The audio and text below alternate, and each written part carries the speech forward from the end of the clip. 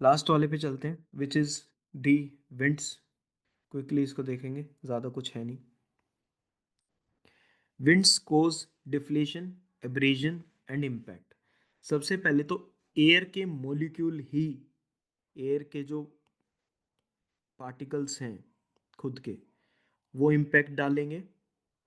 ठीक है, वो उसको ब्रेक डाउन करेंगे और उसको राउंड बनाते चले जाएंगे। और वही पार्टिकल जब एयर के अंदर डस्ट पार्टिकल्स होंगे वो भी अपना प्रेशर लगाएंगे, एब्रेजन। ठीक है, तो विंड अलग अलग तरीके से काम करती है। डिफ्लेशन में बेसिकली क्या हो रहा है, डिफ्लेशन में it is lifting and the dust is remove, deflated, वो वहां से वो डस्ट कंप्लीटली रिमूव हो गया। ठीक है, transportation process and silt act as a effective tool to abrade the land surface. अब जो विंड होगी, उस विंड के अंदर जो छोटे छोटे डस्ट पार्टिकल्स हैं, वो पार्टिकल्स भी किसी सरफेस को ब्रेक डाउन करने में हेल्प करेंगे अपने फोर्स से। ठीक है, तो that process is known as abrasion. Wind ने एक जगह से उन पार्टिकल्स को उठाया, दैट इज डिफ्लेशन। ठीक है, और इम्पैक्ट तुमको पता ही है जब वो उससे टकराएगा। ठीक है, though rain is scarce in the desert it comes torrentially in short period of time. तो ये टोरेंशियली वर्ड के लिए अंडरलाइन कर रखा है पूरा का पूरा। टोरेंशियल रेन्स होती हैं एकदम से तेज जब बारिश आ जाए, मोस्टली डेजर्ट। अब विंड्स को काम करना है, अगर सिर्फ विंड होगी तो ज़्यादा इम्पैक्ट नहीं कर पाएगी। विंड के अंदर अगर पार्टिकल्स होंगे, डस्ट पार्टिकल्स, तो they will be able to impact more. Okay, ये कहाँ पॉसिबल है, डेजर्ट एरियाज में पॉसिबल है, जहां पर डस्ट पार्टिकल भी ज़्यादा और रेन कम है। ठीक है, weathered debris in deserts is moved by not only wind but also by rain और शीट वोस। वो अलग अलग डेबरी मूव करता है, रेन और शीट वोस से भी मूव करता है, विंड से तो करता ही करता है। डायरेक्ट इरोजनल लैंडफॉर्म्स पे आते हैं, इसका कोई प्रीव्यू नहीं है। ठीक है, दो चीज़ों के बारे में बात करेंगे, पेडिमेंट्स और पेडिप्लेन्स के बारे में। ठीक है, अपना वो पूरा वेब बना लेना जो मैंने बताई थी, याद करने वाला। ठीक है, बाद में तुम्हें कि, अब देखो वैसे यार, मतलब अगर मैं क्वेश्चन सोल्विंग की बात करूं और तुम प्रॉपरली लेक्चर को सुन रहे हो स्टार्टिंग से, क्वेश्चन अभी भी सोल्व हो जाएंगे इतने से ही, इसको दोबारा भी नहीं पढ़ोगे ना तब भी वो सोल्व हो जाएंगे। बिकॉज क्योंकि लेक्चर में मल्टीपल पार्ट्स हो गए, तो जब कोई भी लेक्चर ऐसे फैल जाता है, ठीक है, उसमें यूपीएससी डेप्थ में नहीं जाएगी। जैसे रिफॉर्म वाला है, ऊपर की 4 लाइनों में से क्वेश्चन पूछ लेगी। सेम लैंडफॉर्म्स वाला, ऊपर की 4 लाइनों में से क्वेश्चन आ गया। ठीक है, चैप्टर ही इतना है, तो यूपीएससी को डेप्थ में जाना पड़ता है उस चैप्टर के, अगर उसमें से क्वेश्चन देना है तो।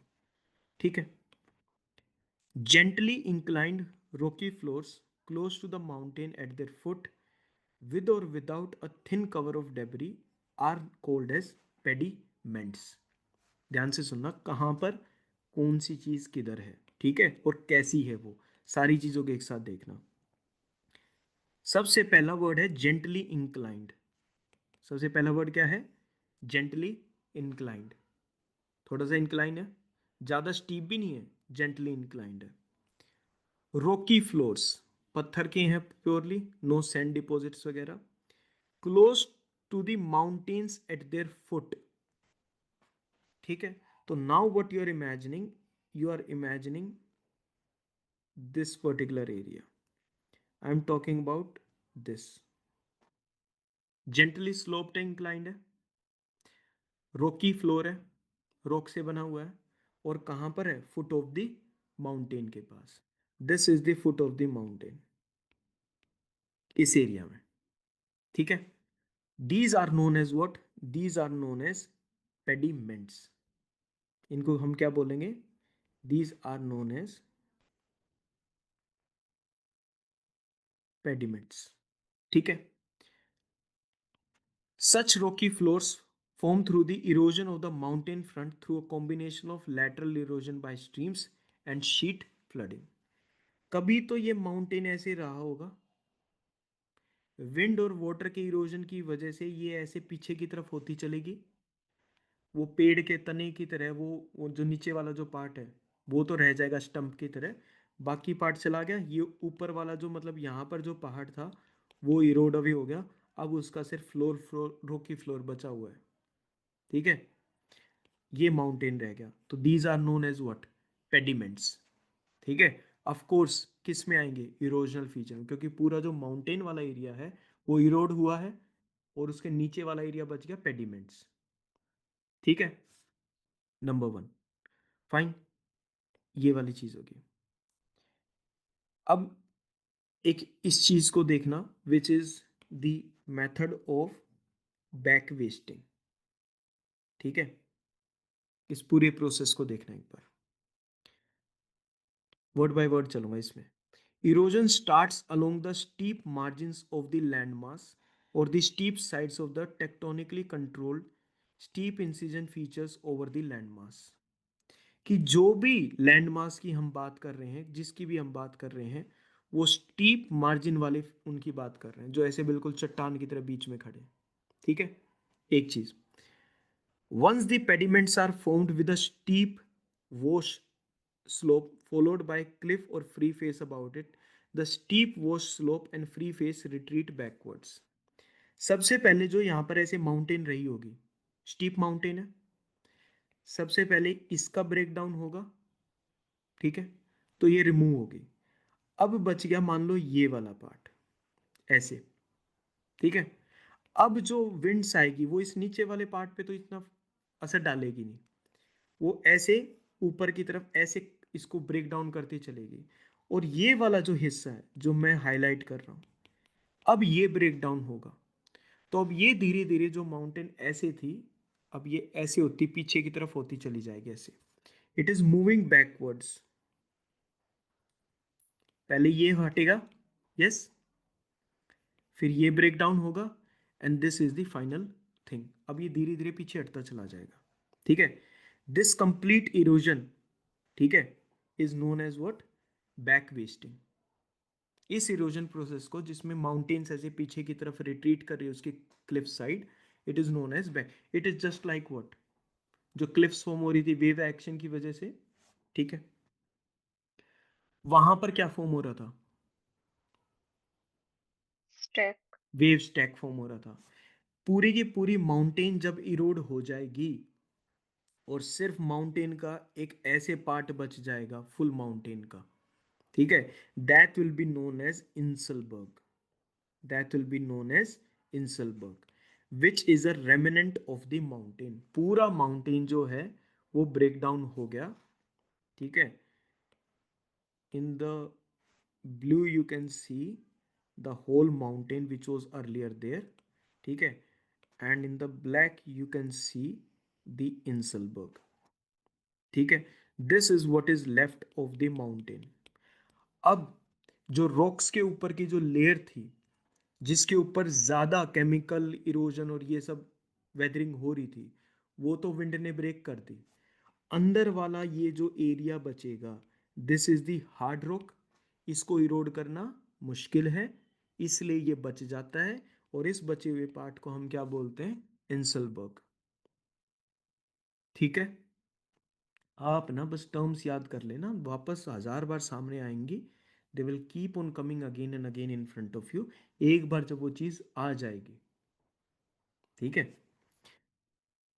तो what is inselberg, it is the remnant of the mountain, mountain का बचा हुआ part is known as what, inselberg. ठीक है, that's how the high relief in desert areas is reduce to low featureless plains. ठीक है, जो एक ऐसा एरिया था जहां पर माउंटेन्स, बड़े बड़े रॉक्स वगैरह ये सारे के सारे ऐसे थे, ये विद टाइम डेजर्ट एरिया में सब खत्म हो जाएगा, क्योंकि डेजर्ट के पास सैंड पार्टिकल्स ज़्यादा हैं। ठीक है, ये सारा खत्म हो जाएगा और ये बिल्कुल ऐसे लो फीचरलेस प्लेन बच जाएगा, इसमें कुछ फीचर्स बचेंगे नहीं, मोस्टली प्लेन एरिया बच जाएगा।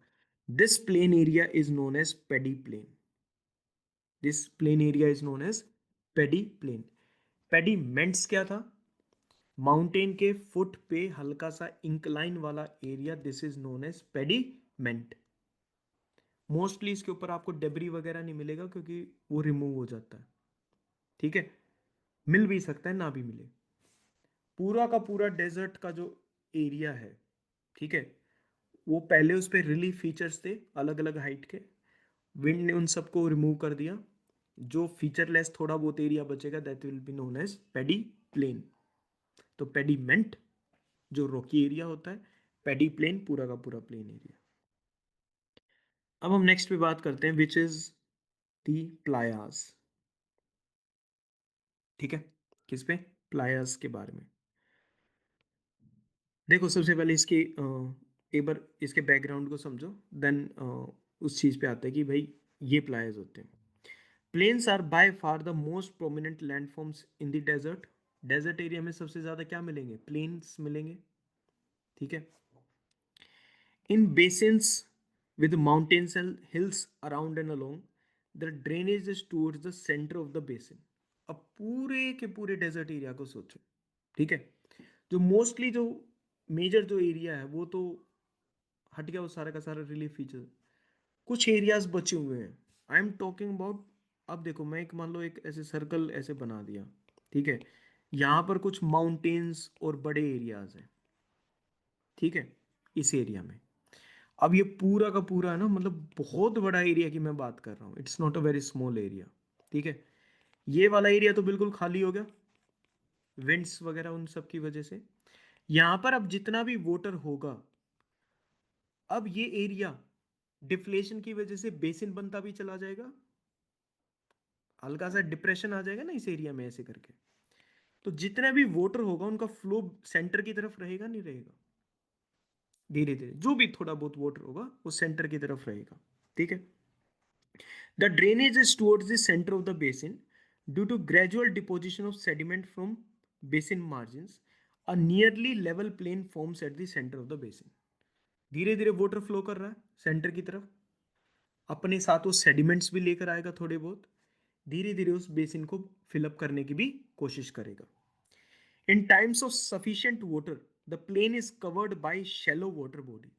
जो वो प्लेन एरियाज है, थोड़ा बहुत तो उसमें ऐसे रहेगा ना डिपॉजिट में, जब अच्छा खासा पानी होगा तो वो पानी से भर जाएगा वो एरिया। ठीक है, जो सेंटर वाला जो पोर्शन है। Such shallow types of lakes are known as what? Playas. उन लेक्स को हम क्या बोलेंगे? प्लायास। ठीक है, सेंटर एरिया, उसमें डिप्रेशन बना, सारे पानी की मूवमेंट टुवर्ड्स द सेंटर होगी, जब सफिशिएंट वाटर होगा वो बीच वाला एरिया पानी से भर जाएगा। Those lakes are known as playas. ठीक है, लेकिन यहाँ पर जो वाटर होगा वो किसके लिए रहेगा? शॉर्ट ड्यूरेशन के लिए। डेजर्ट में है evaporation is more than precipitation, तो वो हट जाएगा, वो पानी इवेपोरेट हो जाएगा। लेकर कौन आया उस पानी को? पानी को तो पानी लेकर आया। पानी के साथ क्या है? सेडिमेंट्स है। सेडिमेंट्स कैसे सेडिमेंट्स है? सोल्टी होंगे। मेजर क्या होंगे? मेजर सोल्ट्स होंगे। सोल्ट को नमक नहीं समझना, मतलब सोल्ट वो पूरी की पूरी कैटेगरी जो बताई थी। ठीक है, सारे के सारे फॉस्फेट्स वो सारी की सारी चीजें इसमें आएंगे। ठीक है, where water is retained, evaporation ज्यादा होगा। ठीक है, अब धीरे धीरे प्लायाज में पानी आया, वाटर इवेपोरेट हो गया, बच गया सेडिमेंट्स, सोल्ट्स। फिर पानी आया, पानी इवेपोरेट हो गया, सोल्ट बच गया। वो धीरे धीरे उस एरिया में ऐसे करके सोल्ट्स इकट्ठा हो जाएंगे, पूरा का पूरा एरिया सोल्ट से कवर हो जाएगा। Those areas are known as alkali flats. Alkali because of the salts, and flat is the area because जो डिपोजिशन हो रहा है। तो पहले सेंट्रल एरिया में डिप्रेशन बनेगा, वहां पर पानी आके जमा होगा, उन लेक्स को प्लायाज बोलेंगे। प्लायाज में पानी इवेपोरेट होगा, जो वहां पर सोल्ट बच जाएगा, उन एरिया को बोलेंगे अब एल्कली फ्लैट्स। क्लियर होगा? ठीक, हो गया ना क्लियर ये तो?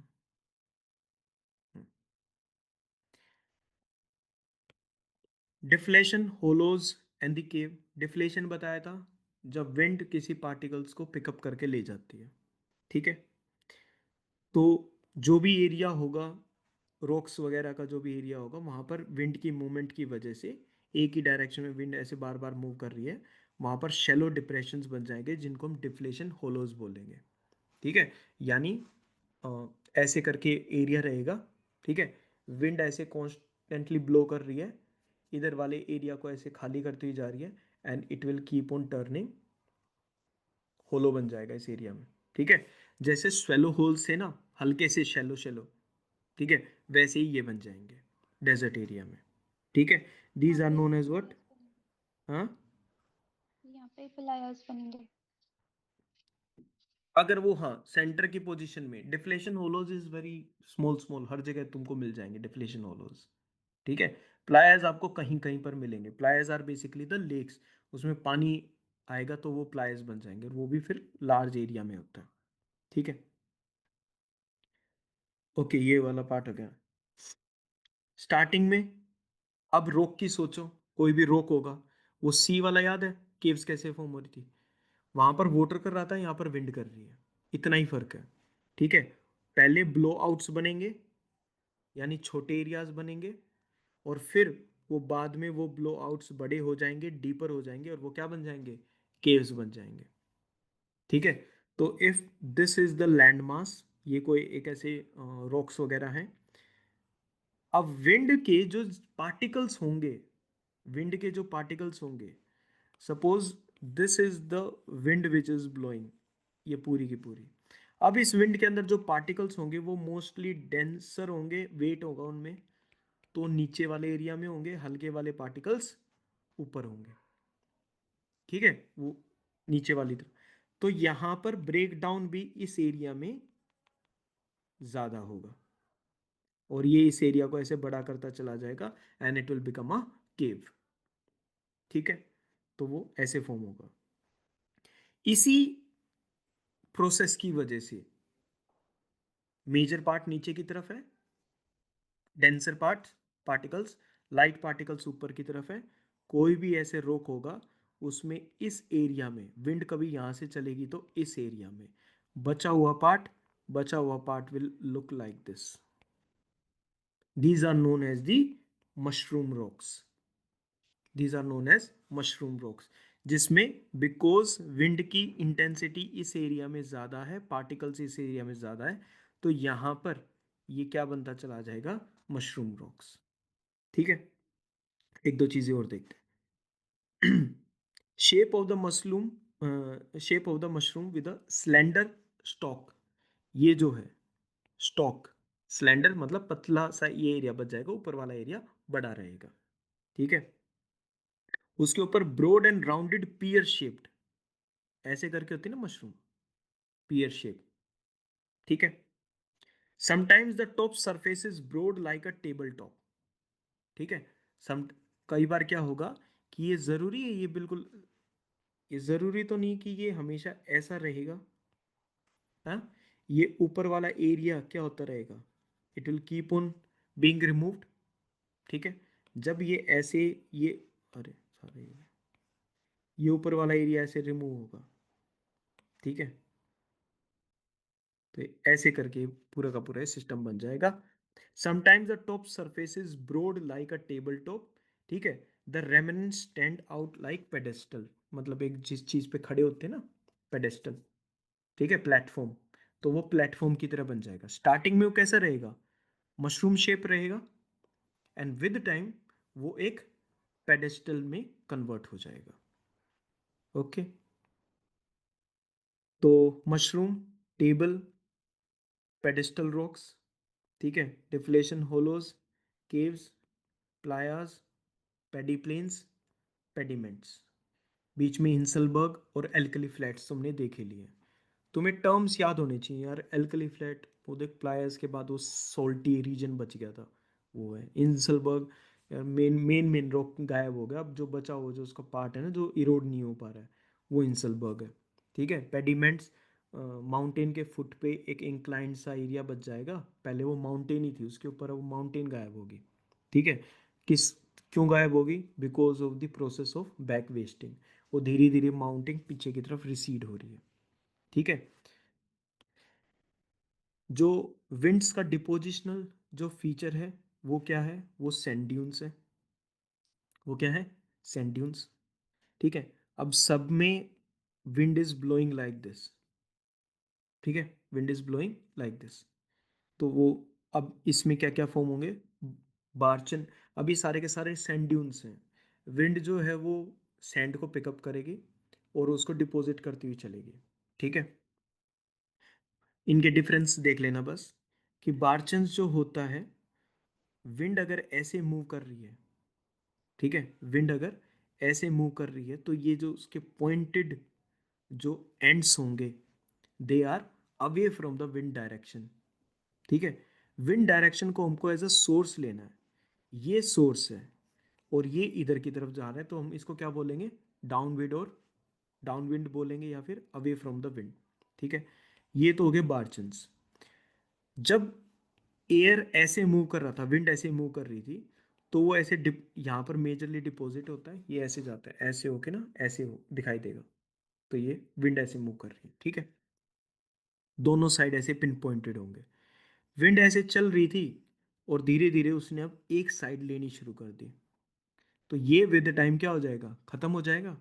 It will be converted into a seif, जिसके पास एक ही पॉइंट ही है। ठीक है, बार्चन्स के पास दोनों पॉइंट ही हैं, सीफ के पास एक ही पॉइंट ही है। क्यों? क्योंकि विंड ने अपनी डायरेक्शन चेंज कर ली। ठीक है, अब सोचो, ये पूरा का पूरा एरिया इस फिंगर पे और इस फिंगर पे, इन दोनों पे, ठीक है, इस एरिया में वेजिटेशन हो रखी है। कुछ कुछ क्या है, वेजिटेशन। विंड इस यहाँ से इसको होलो करती हुई ऐसे निकलेगी, तो it will form like this. अब विंड ब्लो तो ऐसे ही कर रही है ना, इसी तरफ जा रही है, wind is blowing like this only. Vegetation की वजह से ये सैंड नहीं जाएगी। ठीक है, तो wind is blowing like this, इस एरिया में थोड़ी बहुत वेजिटेशन है, विंड इसको यहाँ से इसको पिकअप कर लेगी और इसकी अब की बार अपोजिट शेप बन जाएगी। दोनों में डिफरेंस, यहाँ पर वेजिटेशन का कोई रोल नहीं था, यहाँ पर किसने होल्ड कर रखा है इन पिंटी पॉइंटी को, by the vegetation, small plants वगैरह इन सब ने।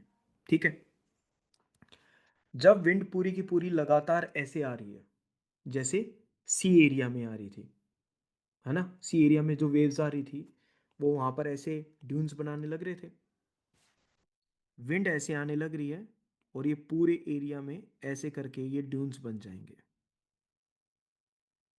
ठीक है, ड्यून्स ऐसे करके बन जाएंगे पूरे एरिया में, कॉन्स्टेंटली विंड फ्लो हो रही है, these are known as transverse dunes.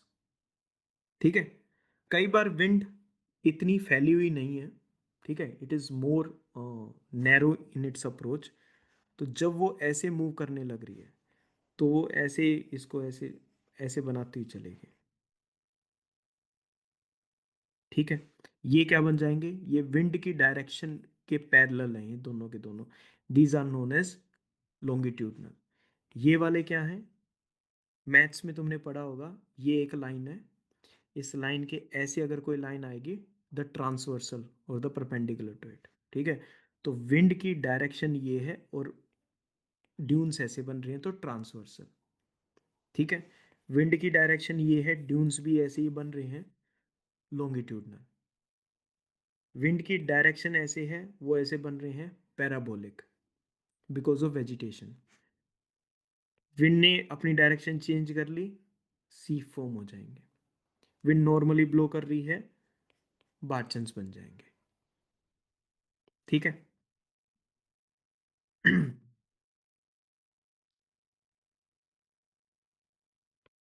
Crescent shaped dunes, crescent shape, चांद की shape, called barchans, where the points or wings directed away from the wind direction. ये उनकी डायरेक्शन है पॉइंटेड ड्यून्स की, ये विंड वाली है, तो it is away from it, वो उससे दूर जा रहे हैं। ठीक है, parabolic dunes form when sandy surfaces are partially covered with vegetation. ठीक है, पैराबोलिक ड्यून्स ऐसे थे, पैराबोलिक ड्यून्स।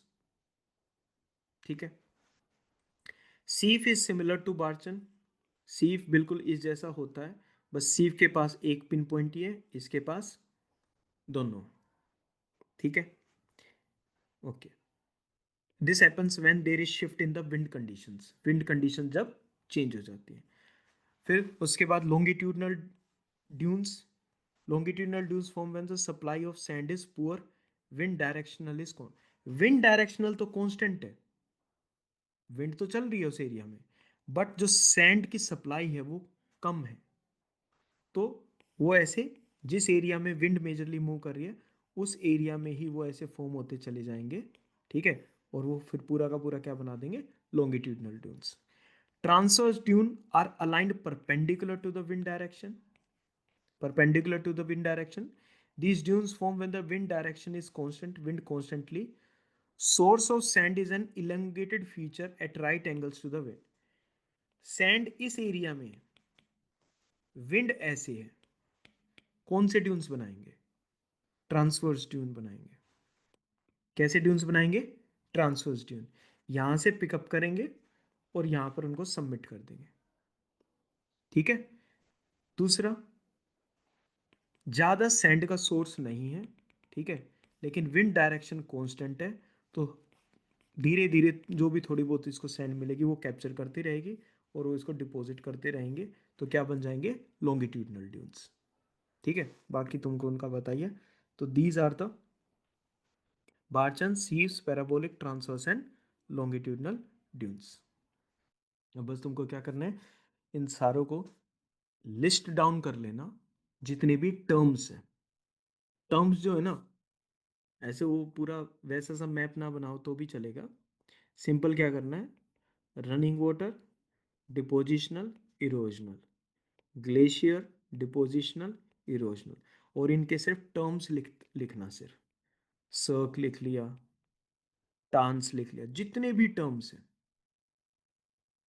ठीक है, सारे के सारे टर्म्स लिख लोगे, सी स्टैक वगैरह जो भी हैं, wave cut platform, wave cut terrace, जब तुम उनको एक बार रीड करोगे फिर उन टर्म्स को, तो यूल डेफिनेटली नो कि कौन सा क्या है।